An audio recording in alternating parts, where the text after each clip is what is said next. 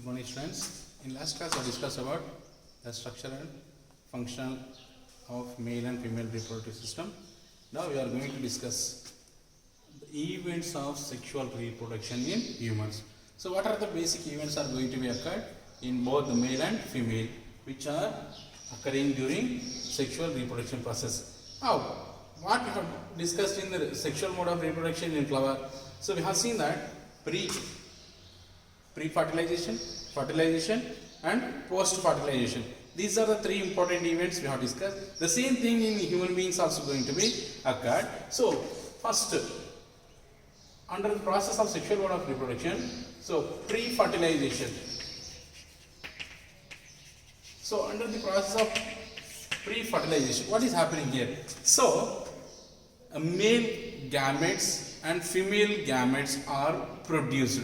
See here, the male gametes, as we know that it is called as sperm cell, which is produced from the testes. So these sperm cells which are produced from the testes should be expelled or added or released into the female body through the vagina. So during the process of sexual intercourse, as we have seen that, so the various processes, the various parts of these male reproductive organs that carries the sperm cells and which is coming through the ejaculatory duct and which is added into the common passage of urine and sperm cells is called as urinogenital duct. From that, through that duct, so the sperm cells are ejaculated or deposited in the female body through the muscular organ called as penis. So the sperm cells are deposited in the female body through the sexual intercourse process. Now, already we know that the ovum is non-motile, which is produced from the ovary, is collected into the fallopian tube, and where it is waiting for the sperm cells to participate in the fertilization process. So, the sperm cells which are produced, it reaches into the fallopian tube where the ovum is present. Now this sperm cells fuses with the ovum, and here if you observe, the sperm cells consisting of a single nucleus, it is haploid condition. Haploid nucleus is present in sperm cell. In case of ovum also. So in case of ovum also, haploid condition of nucleus is present. When this sperm cell fuses with the ovum, so these two haploid condition of so nucleus is forming into diploid condition. So the male gamete and female gamete, they both are going to be meet and to form a single cell which is formed of two nucleus. So here, what is happening here? During pre-fertilization process, the sperm cells are ejaculated or deposited in the female body through the male external reproductive organ called as penis, and which is going to travel up to the ovum. So we have seen that the sperm cells are able to motile. They are motile in condition means they can move. So for the movement of the sperm cells, as we have seen that the middle piece of the sperm cell, so as we have seen that the nucleus consisting of, sperm cell consisting of head and neck, and this is the middle piece. The middle piece consisting of mitochondria, and this mitochondria is going to produce energy for the tail movement, and this movement of the tail causes incomplete sperm cells to move, and it travels towards to the ovum, and this ovum which is produced from the ovary is deposited in the fallopian tube, and which is waiting for the sperm cell to participate in fertilization process. This is what the sperm cells should travel or need to deposit in the female body during the sexual intercourse, and these sperm cells travels towards to the ovum where it is present is in fallopian tube. After that, the next process is called as fertilization is going to be occurred. So during fertilization process, so what is happening here? So the haploid conditions of two gametes are fusing or joining together to form a single cell which is consisting of diploid condition of nucleus. So these two nucleuses are going to be fused and form a single nucleus, and which is called as zygote. So this zygote formation is going to be occur in fallopian tube. So the zygote development, that is a fusion of male gamete and female gamete, it is occurring in the fallopian tube where it is going to be formed. And so this diploid condition of cell which is formed in fallopian tube, and the process of the fusion of male gamete and female gamete, what is the condition of these two cells? Haploid condition, so which is having single nucleus. So single nucleus condition of the sperm cell is going to fuse with the ovum cell, and which is forming a diploid condition of another cell is called as a zygote. So the zygote condition is 2n nucleus condition. This is called as diploid condition, and which this process is going to be occur in case of fallopian tube. So after the process of fertilization, so what is happening here? After 4 to 5 days, this is going to be occurring fallopian tube. After fertilization process, 4 to 5 days later, this zygote now starts cell division. Several division is called a mitotic division of a cell division is going to be occur, where zygote is develops into embryo. So zygote is developed into embryo. Now after that, the formation of embryo, this embryo after formation 8 to 9 days, after 8 to 9 days the formation of the embryo, so this travels towards to the uterus, and where the post fertilization process are going to be occurred in the uterus of the female body. So what is the process is going occur in uterus during the process of post fertilization? So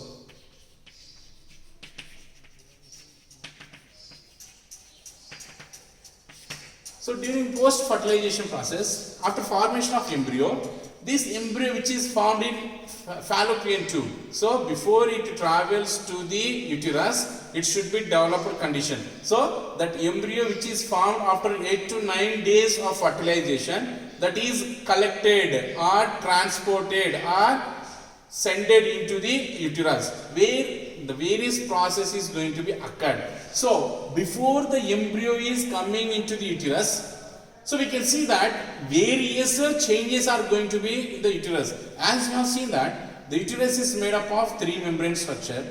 In that, so the endometrium become thick. So what is happening here? The endometrium is developing very thicker. So once the embryo is collected into the uterus, that should carry the weight of the fetus and not to cause any damage to the embryo which is going to be developed into as a baby. So for this purpose, what is happening here? The uterus walls become very thicker. This is one event occurring after fertilization, post-fertilization. After fertilization process, uterus wall become thicker, and it is collected. It is connected with several numerous blood vessels to supply the blood to the developing embryo. That is another process is going occur. Connected several blood vessels. That is another process is going to occur. And also this uterus wall which is become very thicker, it starts developing one connection in between the embryo and the walls of the uterus. So that is called as placenta. This is another important connection which is formed in between baby and the mother. So the placenta is a physiological connection which is formed in between the baby and the mother. So where this connection is forming? So if it is the placenta is developed from the walls of the uterus and which is connecting to the embryo. So in between the uterus and the placenta, in between these two, one more connection is there, that is called umbilical cord. Umbilical cord is a connection first which is developed in between placenta and the uterus.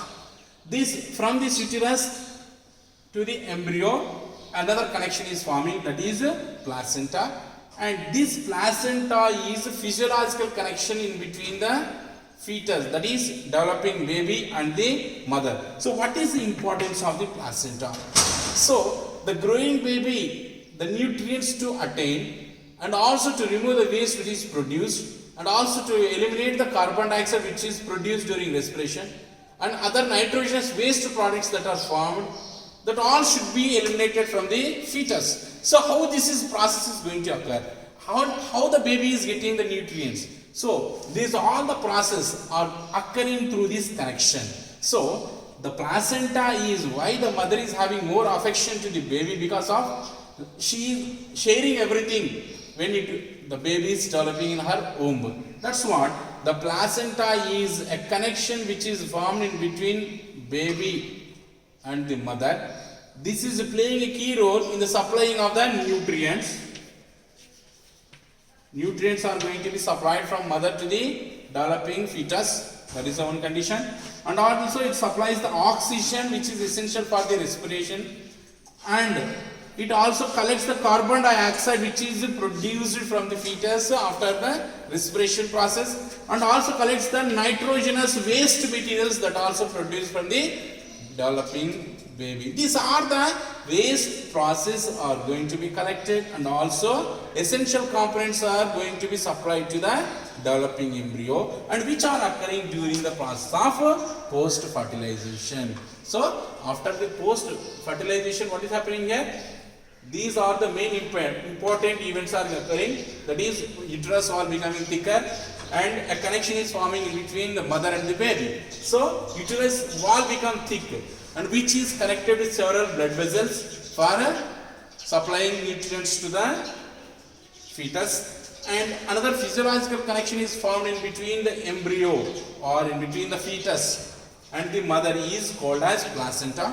And this placenta is essential for the supplying of nutrients to the developing fetus, and also supplies the oxygen, and it collects the carbon dioxide produced by the fetus during respiration, and also it removes the nitrogenous waste products that are produced after the respiration, and remaining life process are going to occur. So these are the main important processes are going to occur.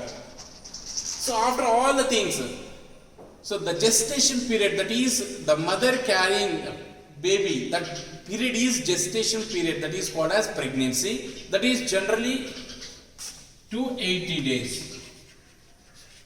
So normally it will be 280 days. A mother carries a baby around 280 days. That 280 days duration of carrying baby or pregnancy period is called as gestation period. After gestation period, as we know that the mother is able to give birth to the baby. So that baby which is coming out from the mother, as we know that the baby delivery is going to be occurred through the vaginal passing only. So after delivery, as we know that the mammary glands get activated and starts to production of milk to the baby. So the first milk which is produced by the mother is called as colostrum, which is consisting of high immunity. That colostrum is having more amount of immune producing antibodies are present.